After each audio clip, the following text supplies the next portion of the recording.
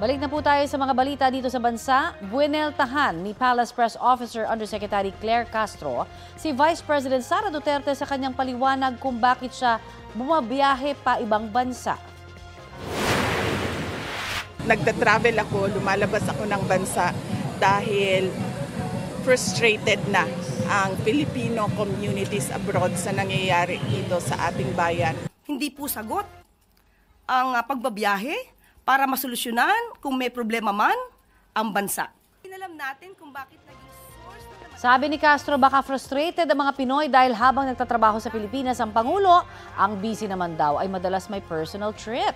Hindi raw trabaho ng Vice Presidente na pumunta sa ibang bansa at siraan ang Pangulo. Sinusubukan pa namin kunan ng pahayag dito si VP Duterte.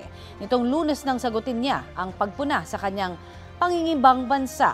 Hamon niya noon, dapat ilabas din ng mga mambabatas na kabilang sa mga bumatikos sa kanyang pagbiyahe ang detalye ng kanilang mga biyahe. Ayon kay House Spokesperson Attorney Princess Abante, pwede itong gawin pero tututukan daw muna nila ang kanilang trabaho sa pagtugon sa mga problema sa bansa.